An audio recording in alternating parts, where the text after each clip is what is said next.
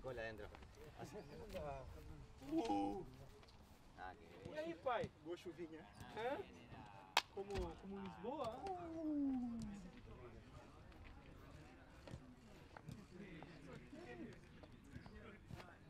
Comment ça va? Attends. Ya está. Marky, Nathan, Chad, Ginny, Rafa. D'accord. On bien la dynamique. On la démarche aussi tous. ¿Cuántas son, Seba? Son 2 y 2. Tú última, Marky, ¿no? Está bien, chicos. Perfecto. Hay que pasar la pica blanca y acelerar hacia la primera línea, chicos. Hacia la primera. Parfait, parfait, parfait. Tournez le corps. Sortez vite. Première ligne. Et excellent, on en monte un petit peu.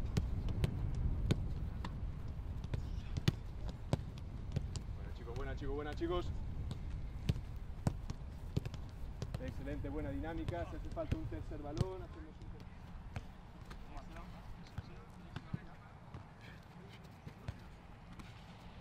Encore les 2 et 2, hacemos 2 izquierda, 2 derecha todavía.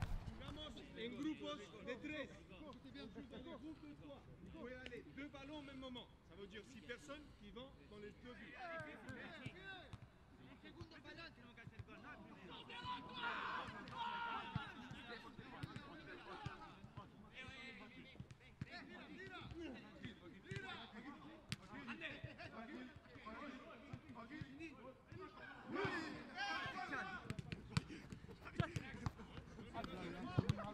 Bola, bola. Métela.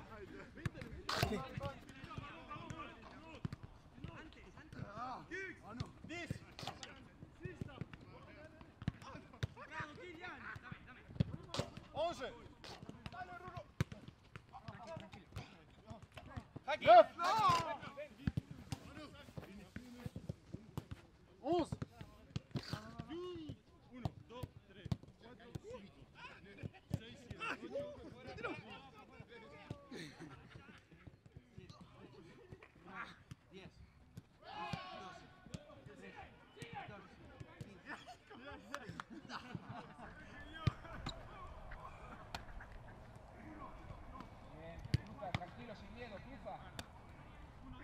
Vamos, Chillo. Bien. Qué bien. Blocaje, buena. Salgo a contraataque, salgo. Bien. Bien, salgo rápido.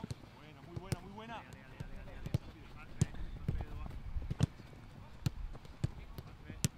Señores, esa es. Acoy.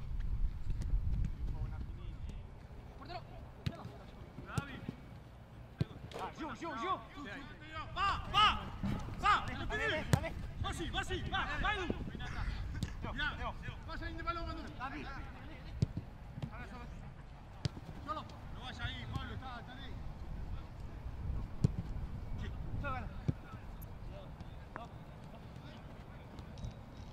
Dale, Lea. Solo. Arriba, Leo.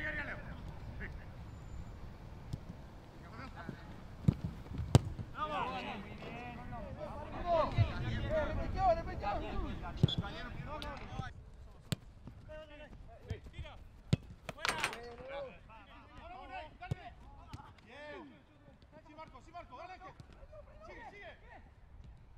Vamos, Marquín.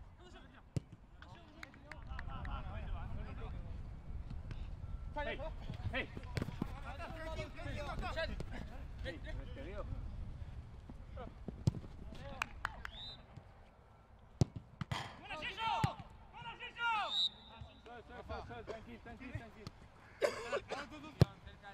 Salut la famille, on se retrouve aujourd'hui pour un nouvel épisode des séries PSG.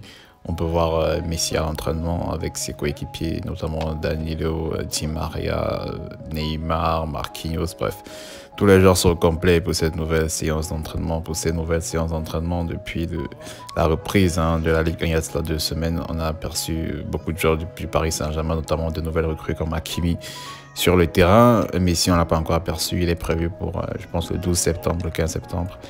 Mais bon, ça a été quand même très plaisant de revoir cette cette séance d'entraînement livrée par le site du Paris Saint-Germain, de ces joueurs magnifiques. On veut tous regarder cette année, que ce soit Verratti, N'Gueye, dont l'avenir est encore incertain dans le club. On ne sait pas s'il va finalement rester avec le PSG ou continuer. Il faut le noter qu'il reste encore 2 semaines avant la fin de ce mercato, donc tout peut encore se faire, tout est encore possible, notamment Lervin Kurzawa qui est annoncé du côté de Lyon. Lervin Kurzawa qui, on le rappelle, était au départ annoncé du côté de la Turquie vers Istanbul, mais qui a décliné cette offre parce qu'il voudrait jouer dans un club beaucoup plus compétitif selon lui. Donc Lervin Kurzawa qui est comme ça annoncé du côté de Lyon. On a N'Gueye qui est aussi poussé vers la sortie. On ne sait pas trop où ça en est avec les négociations, mais avec l'ambiance du groupe, je vois comment à chaque fois les entraînements, N'Gueye et ses coéquipiers s'entendent super bien. Enfin, ils ont l'air de s'entendre super bien. Donc, je pense que c'est de bon augure pour la suite. Alors, on a les joueurs vraiment complets. Kylian Mbappé que je n'avais pas aperçu jusqu'à là. Kylian, l'avenir de ce jeune homme au Paris Saint-Germain. Je pense que c'est le plus grand suspense que le monde des transferts du foot n'ait jamais connu. Le plus grand suspense mercato. Kylian Mbappé, joueur du Paris Saint-Germain, qui est en fin de contrat. On le rappelle qu'à partir de janvier, Kylian Mbappé sera libre. Donc, s'il ne signe pas cet été, il partira peut-être libre du Paris Saint-Germain. On sait très bien que Kylian ne veut pas partir de ce club de cette manière-là, parce qu'il faut quand même rappeler que, voilà, laisser Kylian partir, ça sera quand même un gros coup financier, même si on sait que l'économie, la finance n'est pas le premier souci des Qataris. Donc, néanmoins, ça sera un gros coup financier. Un joueur qui a été pris super cher, 180 millions d'euros. Il faudrait quand même essayer de le vendre, ne serait-ce qu'à 100 millions d'euros. Et on le sait très bien que Kylian Mbappé vaut beaucoup plus que ça en ce moment sur le marché des transferts. Donc, c'est vraiment un coup dur pour le Paris Saint-Germain qui ne veut pas le laisser partir tout simplement parce qu'il faut bien le dire que ce ne sont pas des acheteurs qui manquent pour ce prodige français. Et voilà quoi, le dossier Kylian qui reste encore en suspens. On ne sait pas où il aboutira. Beaucoup de langues laissent à croire que Kylian va partir du côté du Real. Beaucoup se disent qu'il ne va pas signer, qu'il ne va pas prolonger non plus. On pourrait aussi penser qu'il ne signe pas et qu'après il prolonge au Paris Saint-Germain. On reste à savoir ce qui se passera avec Messi, comment la saison se terminera justement avec Messi. S'il gagne la Champions League, qu'est-ce que ça apporte? S'il ne gagne pas, qu'est-ce que ça apportera? Est-ce qu'il va s'entendre avec Messi sur le terrain? Est-ce qu'il veut absolument jouer au Real de Madrid? Tant de questions qui restent à ce moment sans véritable réponse, qui ce sont des réponses, des imaginations de nos consultants TV. Mais il faut le dire que jusqu'à présent, on ne sait vraiment rien sur l'avenir de Kylian Mbappé. Donc, il faut arrêter aussi de dire à tout moment, ouais, Kylian va partir, il va rester. C'est lui qui sait. Même les dirigeants du Paris Saint-Germain ne le savent pas, j'en suis très sûr. Donc, voilà quoi. Je pense que si Nasser Al-Khelaifi savait quelque chose sur l'avenir de Kylian à Paris, je pense qu'il l'aurait déjà dit. Donc, vraiment, il faut attendre il faut prendre son mal en patience, faut savourer le foot comme on l'aime. Et voilà quoi, on verra ce qu'il en adviendra de cette bombe atomique du mercato, je voulais dire mercatal, de cette saison au Paris Saint-Germain à propos du prodige français Kylian Mbappé. Maintenant, un petit mot sur les défenseurs. On se rend compte que Kimpembe et Marquinhos, les deux principaux défenseurs centraux de la saison dernière et des saisons précédentes justement au Paris Saint-Germain sont présents, mais Ramos qui n'est toujours pas présent. Pour ceux qui se demandent où il est, Ramos, je pense qu'il a une blessure, il a un souci de toute façon avec son pied, son genou, je ne sais plus trop. Et il avait été annoncé disponible pour 2 mois, donc c'est pour ça qu'on ne le voit justement pas aux entraînements. Alors que voilà, on continue à voir Kimpembe et Marquinhos qui sont en super forme, heureusement pour le Paris Saint-Germain, et qui continueront justement comme ça alors à s'entraîner et à rester en forme justement pour les prochaines séances, parce qu'il faut se rappeler quand même que les premiers matchs de Champions League c'est pour bientôt, donc il faut bien être en jambes et tout pour commencer vraiment avec la bonne niaque, quoi, avec le bon état d'esprit aussi, parce qu'on sait un esprit sain dans un corps sain. Et voilà quoi, ce qui veut dire que les Parisiens seront vraiment au complet. On l'a déjà vu avec les premiers matchs de Ligue 1 où ils réussissent vraiment à gagner leur match, à maîtriser leurs adversaires. C'est sans Ramos, sans Messi et tous ces grands stars là, avec un grand aura comme on le dit, qui viendront comme ça, qui seront précieux pour les matchs de Champions League, parce qu'il faut quand même rappeler que la Ligue 1 n'est pas le championnat le plus compétitif d'Europe. Et voilà quoi, du coup, ces matchs de Ligue 1, c'est bien pour la mise en forme, c'est bien pour garder la forme, gérer l'interactivité, créer les connexions et tout, la communication entre les joueurs sur le terrain, les réflexes aussi, l'entente et tout. Mais bon, on attend cette équipe de Paris renouvelée lors des matchs de Champions League. Alors, revenons sur l'entraînement principal des gardiens. et notamment celui de Lionel Messi. Bon, Lionel Messi qui fait sa petite baballe et tout avec Neymar, Di Maria. Son coéquipier argentin, hein, on sait très bien l'entente qu'il y a entre les joueurs, tant sur le plan relationnel hein, que sur le plan footballistique. On sait combien ils peuvent se communiquer entre eux. Je ne sais toujours pas si Messi jouera avec Di Maria dans le même classement avec Mbappé et Neymar. Ce sera un peu compliqué justement de mettre 4 joueurs à qualité offensive sur le terrain. Je ne pense pas que ce sera le cas. Mais bon, tout néanmoins, je sais bien qu'ils soient au stade. C'est justement ça que servent les entraînements. C'est à communiquer justement, à créer ces affinités-là. Ils pourront justement voilà, se mettre en jambes, se connaître mieux. Pour ceux qui jouent au foot le savent, c'est quand vous vous entraînez tellement avec un joueur, vous finissez par le retrouver sur le terrain sans même savoir où il est, quoi. C'est fou. Donc, je pense à ça que c'est aussi les entraînements. Il faut vraiment beaucoup s'entraîner. Tous les grands joueurs le font. Tous les grands joueurs l'ont toujours fait. Tous les grands joueurs le feront toujours. Participer aux entraînements de manière très assidue. On le voit avec Lionel Messi qui vient d'arriver directement. Il plonge dans les entraînements et tout. C'est quelqu'un qui est vraiment gagnant. On l'a vu avec Cristiano Ronaldo. On le voit avec Kylian Mbappé. C'est des gars qui s'entraînent comme des fous. Et il le faut. C'est un joueur n'ont pas été très, très assidus lors de ces épreuves. Et on a vu ce que ça donnait, notamment avec le fameux Ronaldinho. Hein. Je pense le parfait exemple. Bien encore Eden Hazard. Donc, il faut vraiment s'entraîner. Il faut trouver des automatismes, il faut avoir faut pouvoir devenir presque mieux sur le terrain, se retrouver sans même se parler.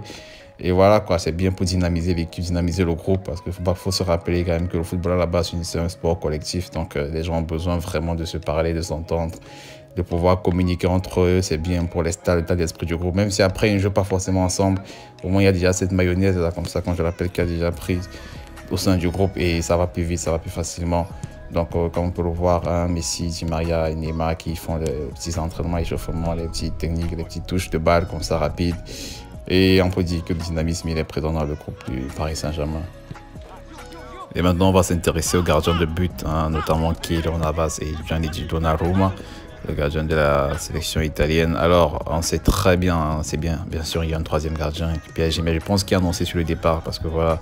Il faut avoir un peu de temps de jeu hein, et on le sait, c'est très important pour un gardien d'avoir du temps de jeu parce que c'est aussi très très motivant parce que voilà, tu peux pas être deuxième gardien, tu risques vraiment de jouer très très peu de matchs et c'est très frustrant pour un gardien. Donc il faudra chercher du temps de jeu, même si c'est dans un petit club, au moins si tu es titulaire, déjà ça va.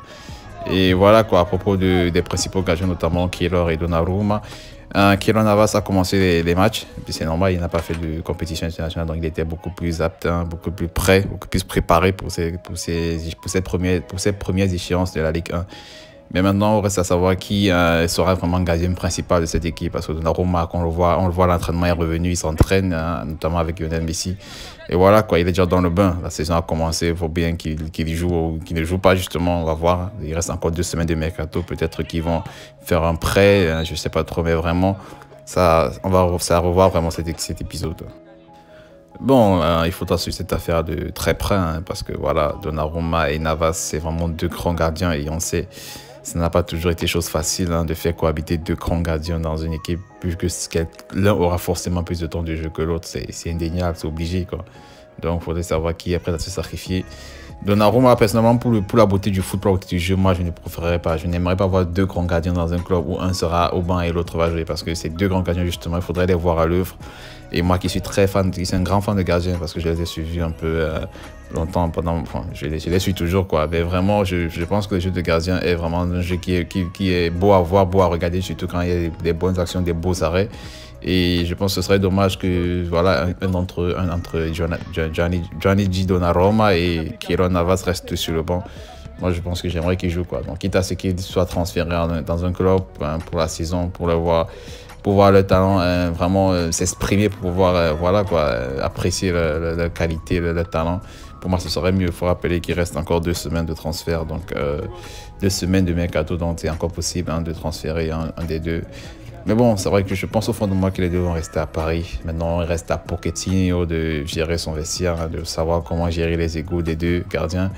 Est-ce qu'il y aura un gardien préférentiel pour la Ligue 1, l'autre pour les Champions League? On sait qu'on parle vraiment de Champions League. C'est le gardien qui va jouer la Champions League qui sera le plus mis en avant. C'est ce que, du moins, ces gardiens veulent. C'est ce qu'ils cherchent à avoir. C'est pouvoir jouer ces Champions League. Donc, ça sera compliqué. Bon, je sais pas trop. On verra pour l'instant. comme je dis, il ne faut jamais se donner de, voilà, quoi, de fausses affirmations. Il ne faut jamais se leurrer. On ne sait vraiment pas ce qui va se passer sur le Paris Saint-Germain. Et si un autre analyste ou bien un consultant vous dit le contraire, c'est qu'il ment tout simplement. Parce que pour l'instant, voilà, quoi, on est tous comme ça. On attend tous de voir qui va être le titulaire dans les cages du Paris Saint-Germain. Qui parmi ces deux grands gardiens va titulaire. Déjà, on attend les transferts. Si à la fin du mercato, aucun des deux n'est transféré, déjà c'est bien. Voilà.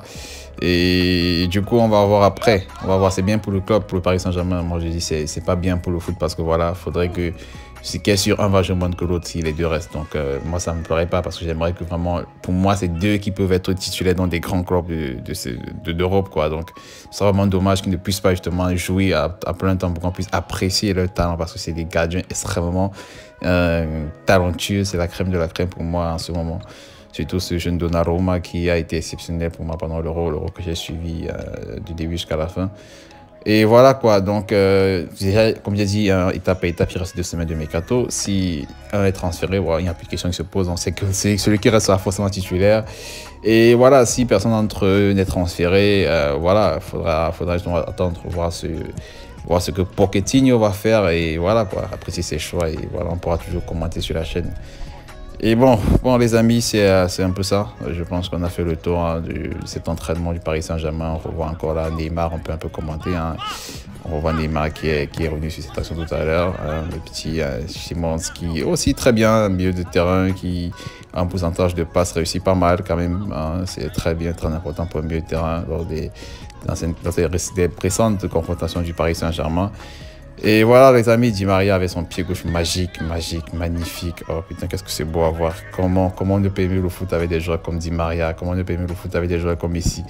C'est fou vraiment, si vous avez des amis autour de vous qui n'aiment pas le foot, je sais pas, j'ai amené chez des médecins, je sais pas. C'est pas possible de ne pas aimer ce sport, hein. C'est pas possible de ne pas aimer la patte gauche de Di Maria, les petits crochets, les petites, voilà, les petites passes de Neymar comme ça, avec la vision, tout. Yeah. Alors les amis, c'est fini pour aujourd'hui pour cette vidéo d'entraînement. On a bien débriefé, je pense. Restez connectés, comme j'ai dit.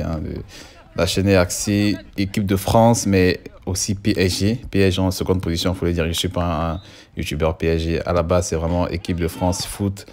Et PSG maintenant. Allez, tous les matchs, tous les débriefs sur la chaîne.